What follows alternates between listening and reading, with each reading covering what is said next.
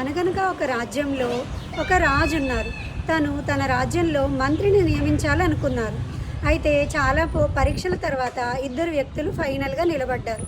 ఆ ఇద్దరికి రాజు ఇంకొక పరీక్ష పెట్టాలనుకున్నారు.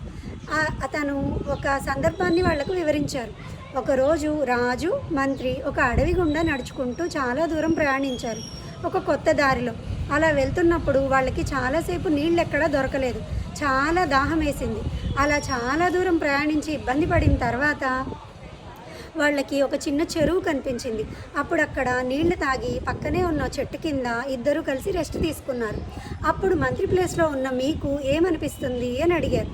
మొదటి వ్యక్తి ఏమో చాలా దాహం వేసిన తర్వాత, చాలా శ్రమ తర్వాత నీళ్లు దొరికాయి కాబట్టి హ్యాపీగా తాగి చెట్టు కింద రెస్ట్ తీసుకుంటున్నాను కాబట్టి నాకు చాలా హ్యాపీగా అనిపిస్తుంది అని చెప్పారు.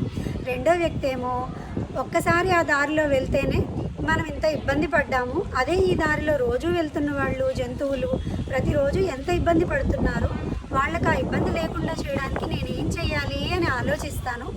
దారిలో మధ్య మధ్యలో నీటి కోసం ఏదైనా అవసరాలు తీర్చుకోవడానికి నీళ్లు అరేంజ్ చేయడానికి నేను ప్రయత్నిస్తాను అని చెప్పారు. ఇప్పుడు చెప్పండి, మీకు అందులో ఎవరిని రాజు మంత్రిగా సెలెక్ట్ చేసుకుంటారు అని అనిపిస్తోంది? అండ్ మంత్రి ప్లేస్లో మీరుంటే ఇంకా ఏం సలహా ఇచ్చుండేవాళ్ళు, మీరేం ఆలోచించుండేవాళ్ళు? కామెంట్ రూపంలో చెప్పండి.